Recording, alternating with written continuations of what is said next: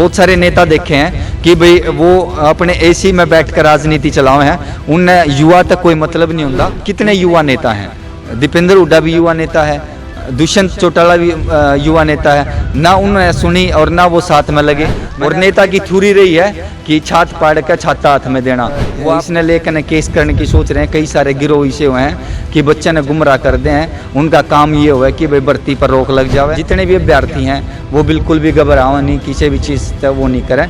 अपने मुख्यमंत्री जी इस चीज़ में बारीकी तो उन्होंने ये बोला कि ध्यान दिया जाएगा। मैंने अपना सफीदों से लेके और चंडीगढ़ सीएम आवास तक मेरी पैदल यात्रा रही है।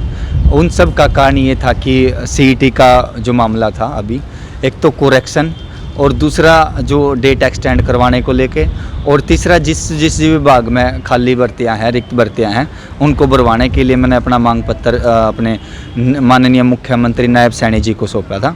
और मैं करीबन 180 किलोमीटर अपना यहाँ से पैदल चला हूँ सफीदों से सीएम आवास तक। तो ये आपने 180 किलोमीटर की जो यात्रा की है, कितने दिन में थी? मैं 21 तारीख को चला था और मैं 4 दिन में मैंने ये यात्रा पूरी करी। और जहाँ जहाँ तक मैं संध, करनाल, कुरुक्षेत्र और मेरा यूनिवर्सिटी में जब मैं गया तो यूनिवर्सिटी के जितने भी अलग अलग संगठन के छात्र थे उन्होंने पूरा समर्थन करा।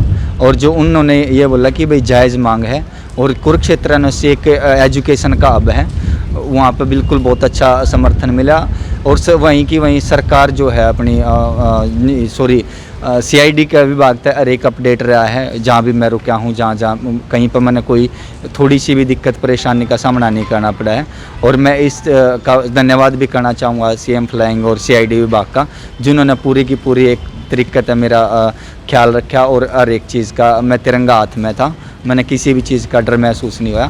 मैं रात न अकेला भी चला हूँ, 11 बजे भी चला हूँ, 12 बजे भी, 1 बजे भी, लगातार मेरा चलना रहा है। मैं बहुत कम टाइम आराम करा मैंने। तो मेन मकसद क्या था यात्रा का? मुख्यमंत्री से आखिर क्या मिलना था जो आपका? देखिए, मुख्यमंत्री तो ये सिर्फ 3 मांग थी, भाई कोरेक्शन डेट का मौका दिया जाए और एक्सटेंड करी जाए तारीख, और दूसरा जितने भी पद भर्ती खाली पड़ी हैं वो भरे जावें। और मैं खासा एक निवेदन आपके चैनल के माध्यम से करना चाहूँगा, जितने भी अभ्यर्थी हैं वो बिल्कुल भी घबराओ नहीं, किसी भी चीज़ तक वो नहीं करें।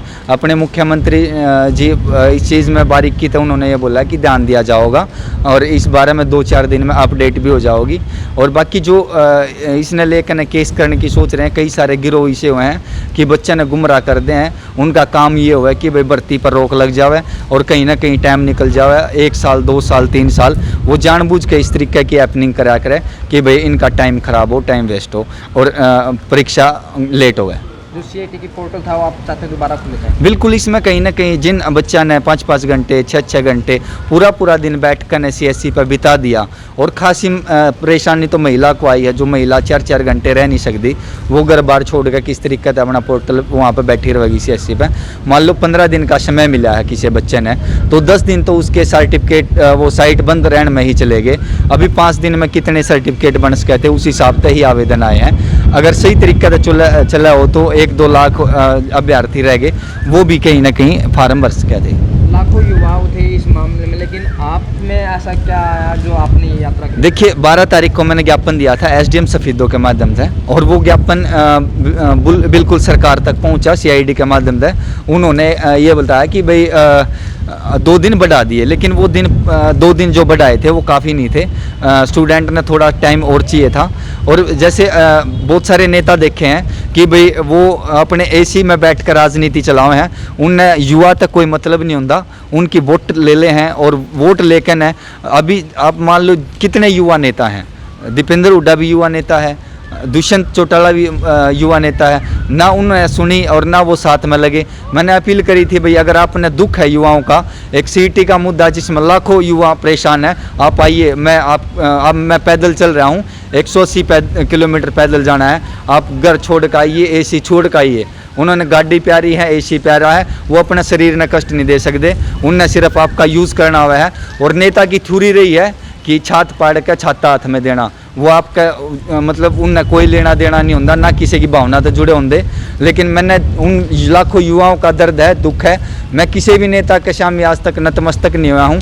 सबसे पहले सर्वोपरि है तो मैंने मेरे युवा हैं उनका मैंने दुख है कि भाई अगर उन्हें रोज़गार नहीं मिला तो उनके माँ बाप जो उन तक उम्मीद लगा रहे हैं, जो उनका आर्थिक लॉस पहले हो रहा है। और एक निवेदन ये भी कर रहा हूँ मैं सरकार तक, नम्र निवेदन है कि भाई जो फीस ली जा रही है 1000 रुपये CET का फार्म की, या भी कहीं ना कहीं आगे जो भी फार्म निकले उसमें कम कराई जानी चाहिए, क्योंकि कई सारे बच्चे तो ऐसे हैं जो आर्थिक रूप से पहले परेशान हुए हैं और इतनी फीस देकर वो इंस्टीट्यूट में जाओ वहाँ अलग फीस देनी पड़े, पढ़ाई करो वहाँ अलग फीस देनी पड़े।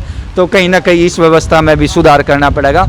और आप मुख्यमंत्री से मिले, क्या बात हुई आपकी? मुख्यमंत्री ने साहब ने ये बोला है कि आपकी मांग बिल्कुल जायज़ है। इस बारे में स्पष्ट रूप से उन्होंने ना कहा है और ना कहा है।